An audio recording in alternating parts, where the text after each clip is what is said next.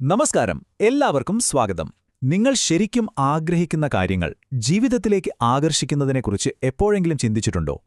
ഇന്ന് നമ്മൾ മാനിഫെസ്റ്റേഷൻ എന്നതിനെക്കുറിച്ച് സംസാരിക്കാൻ പോകുന്നു. പക്ഷേ സാധാരണ കേൾക്കുന്നത് പോലെയല്ല. ഇത് മാജിക്കിനെക്കുറിച്ചോ അമാനുഷിക ശക്തികളെക്കുറിച്ചോ അല്ല. ഇത് ശുദ്ധമായ ശാസ്ത്രമാണ്. നമ്മുടെ തലച്ചോറിന്റെ ഉള്ളിലെ അവിശ്വസനീയമായ ശക്തിയെക്കുറിച്ചാണ് നമ്മൾ മനസ്സിലാക്കാൻ പോകുന്നത്. അപ്പോൾ റെഡിയല്ലേ? ഇത് പറയുന്നത് വേറെ ആരുമല്ല, സ്റ്റാൻഫോർഡിലെ പ്രശസ്ത ന്യൂറോ സർജനായ ഡോക്ടർ ജിം ഡോട്ടിയാണ്. അപ്പോൾ കാര്യം വ്യക്തമാണല്ലോ. അദ്ദേഹം ഈ ആശയത്തിനൊരു ശാസ്ത്രീയ അടിത്തറ നൽകുകയാണ്. നമ്മൾ കേട്ടിട്ടുള്ള കെട്ടുകഥകളിൽ നിന്നൊക്കെ മാറി നമ്മുടെ തലച്ചോറ് എങ്ങനെയാണ് ലക്ഷ്യങ്ങൾ നേടാൻ നമ്മളെ സഹായിക്കുന്നത് എന്ന് അദ്ദേഹം കൃത്യമായി പറഞ്ഞു തരുന്നു. അപ്പോൾ ഈ വിശകലനത്തിലൂടെ നമ്മൾ എങ്ങോട്ടാണ് പോകുന്നതെന്ന് നോക്കാം. ആദ്യം തന്നെ മാനിഫെസ്റ്റേഷൻ ഒരു മാന്ത്രിക വിദ്യയല്ലെന്ന് നമ്മൾ ഉറപ്പിക്കും. പിന്നെ ഡോക്ടർ ഡോട്ടിയുടെ ജീവിതം മാറ്റിമറിച്ച ആ രഹസ്യ ഗുരുവിന്റെ കഥ കേൾക്കും. അതിനുശേഷം നമ്മുടെ തലച്ചോറിന്റെ മോഡ് എങ്ങനെ മാറ്റാമെന്നും ശാസ്ത്രീയമായ ലക്ഷ്യങ്ങൾ എങ്ങനെ നേടാമെന്നും പഠിക്കും. അവസാനം നിങ്ങൾക്ക് ഇന്ന് തന്നെ തുടങ്ങാൻ കഴിയുന്ന ഒരു സിമ്പിൾ പ്രാക്ടീസും. ഓക്കെ, നമ്മുടെ ആദ്യത്തെ ഭാഗം മാനിഫെസ്റ്റേഷൻ മാജിക് അല്ല. കപടശാസ്ത്രത്തിൽ നിന്ന് നമുക്ക് തലച്ചോറിന്റെ യഥാർത്ഥ ശാസ്ത്രത്തിലേക്ക് വരാം. നിലവിലുള്ള കുറേ തെറ്റിദ്ധാരണകൾ മാറ്റി ഇതിനു പിന്നിൽ എന്താണ് ശരിക്കും സംഭവിക്കുന്നതെന്ന് നമുക്ക് നോക്കാം. നോക്കൂ, ഒരു വശത്ത് നമ്മളെപ്പോഴും കേൾക്കുന്ന പ്രപഞ്ചശക്തി, പോസിറ്റീവ് എനർജി, ആകർഷണ നിയമം പോലുള്ള കാര്യങ്ങൾ. മറുവശത്ത് യഥാർത്ഥ ശാസ്ത്രം, അതായത് ന്യൂറോപാതകൾ, ഉപബോധ മനസ്സ്, കോഗ്നിറ്റീവ് ബ്രെയിൻ നെറ്റ്വർക്കുകൾ. ഇവ തമ്മിലൊന്ന് താരതമ്യം ചെയ്യുമ്പോൾ തന്നെ കാര്യങ്ങൾ വ്യക്തമാകും. ഇവിടെയാണ് കളി മാറുന്നത്. അപ്പോൾ എന്താണ് ഈ ശാസ്ത്രീയമായ മാനിഫെസ്റ്റേഷൻ? ഡോക്ടർ ഡോട്ടി നൽകുന്ന നിർവചനം വളരെ ലളിതമാണ്. നിങ്ങളുടെ ഒരു ലക്ഷ്യം, അതെന്തുമാകട്ടെ, അത് യാഥാർത്ഥ്യമാകാൻ ഏറ്റവും സാധ്യതയുള്ള രീതിയിൽ നിങ്ങളുടെ ഉപബോധ മനസ്സിലങ്ങ് ഉറപ്പിക്കുക. അത്രയുള്ളൂ.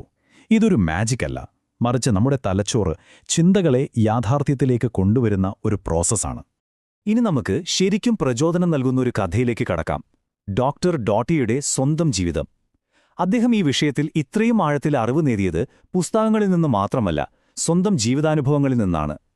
ദാരിദ്ര്യത്തിന്റെ പടുകുഴിയിൽ നിന്ന് സ്റ്റാൻഫോർഡിനെ ഒരു മികച്ച ന്യൂറോ സർജനായി മാറിയ അദ്ദേഹത്തിന്റെ അവിശ്വസനീയമായ കഥയാണിത്. അദ്ദേഹത്തിന്റെ കുട്ടിക്കാലം വളരെ കഠിനമായിരുന്നു. കടുത്ത ദാരിദ്ര്യം, മദ്യപാനിയായ അച്ഛൻ, വിഷാദരോഗിയും പക്ഷാഘാതം വന്ന അമ്മയും, ചുറ്റും പ്രതീക്ഷിക്കാനൊന്നുമില്ലാത്തൊരവസ്ഥ. പൂർണ്ണമായും നിരാശ നിറഞ്ഞ ഒരു ലോകത്ത് കുടുങ്ങിപ്പോയതുപോലെയായിരുന്നു അദ്ദേഹത്തിന്. പക്ഷേ അദ്ദേഹത്തിന് 12 വയസ്സുള്ളപ്പോൾ ഒരു മാജിക് ഷോപ്പിൽ വെച്ച് ഒരാളെ കണ്ടുമുട്ടി.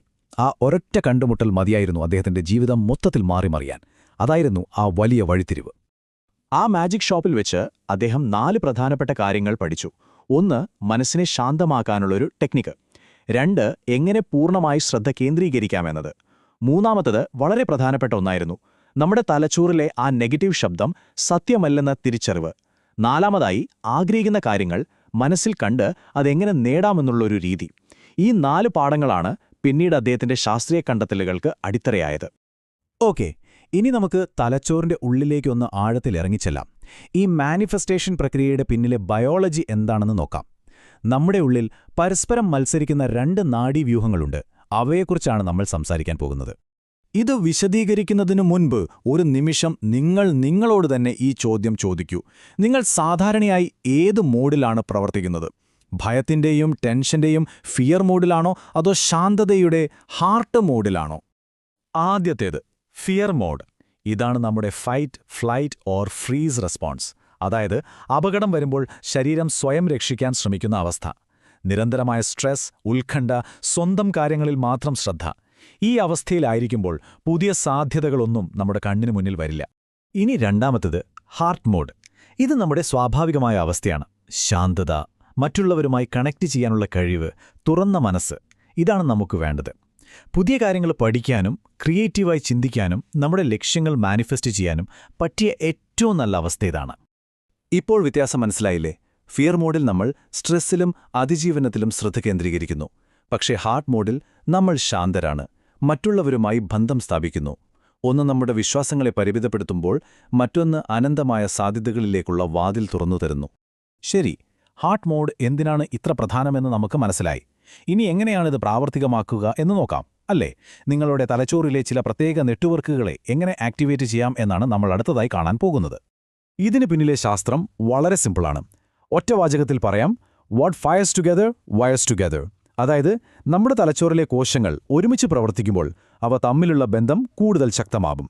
ആവർത്തനത്തിലൂടെ നമുക്ക് തലച്ചോറിൽ പുതിയ വഴികൾ ഉണ്ടാക്കിയെടുക്കാൻ കഴിയും. നമ്മുടെ ചിന്തകളും ശീലങ്ങളും മാറ്റാനുള്ള താക്കോൽ ഇതാണ്. നമ്മുടെ തലച്ചോറ് ഇത് ചെയ്യുന്നത് 4 ഘട്ടങ്ങളിലൂടെയാണ്. ശ്രദ്ധിച്ചു കേൾക്കൂ. ഒന്നാമതായി, ഡീഫോൾട്ട് മോഡ് നെറ്റ്വർക്ക്. നിങ്ങൾ ആരാകാൻ ആഗ്രഹിക്കുന്നു എന്നതിനെക്കുറിച്ചൊരു പുതിയ കഥ മനസ്സിലുണ്ടാക്കുന്നു.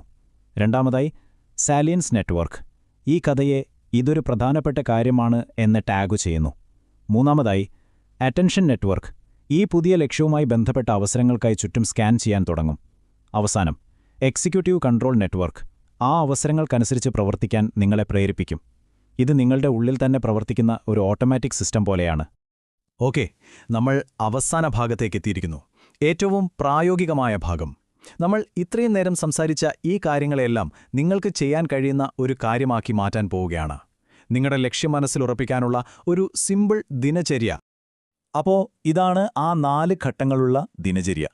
വളരെ എളുപ്പമാണ്. 1. നിങ്ങളുടെ ലക്ഷ്യം ഒരു പേനയും പേപ്പറും ഉപയോഗിച്ച് എഴുതുക. 2. എഴുതിയത് നിശബ്ദമായി വായിക്കുക. 3. അത് ഉറക്കെ വായിക്കുക. 4. കണ്ണടച്ച് അത് സംഭവിച്ചതായി സങ്കൽപ്പിക്കുക. അത് കാണുക, അനുഭവിക്കുക, ആ യാഥാർത്ഥ്യത്തിൽ ജീവിക്കുക. ഈ ലളിതമായ ശീലം നിങ്ങളുടെ തലച്ചോറിൽ അത്ഭുതങ്ങൾ സൃഷ്ടിക്കും. ഡോക്ടർ ഡോട്ടിയുടെ ഈയൊരു രൂപകം വളരെ ശക്തമാണ്. അദ്ദേഹം പറയുന്നു, നമ്മൾ നമ്മളെക്കുറിച്ച് പറയുന്ന ഓരോ നെഗറ്റീവ് കാര്യവും നമ്മൾ നമുക്ക് ചുറ്റും ഒരു ജയിൽ പണിയുന്നതിന് തുല്യമാണ്. ഓരോ നെഗറ്റീവ് ചിന്തയും ഓരോ ഇഷ്ടികയാണ്. പക്ഷേ ഏറ്റവും പ്രധാനപ്പെട്ട കാര്യം എന്താണെന്ന് വെച്ചാൽ, ആ ജയിലിന്റെ താക്കോല് നമ്മുടെ എല്ലാം പോക്കറ്റിൽ തന്നെയുണ്ട്.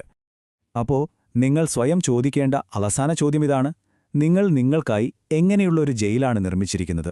പിന്നെ ആ താക്കോല് നിങ്ങൾ എങ്ങനെ ഉപയോഗിക്കാൻ പോകുന്നു?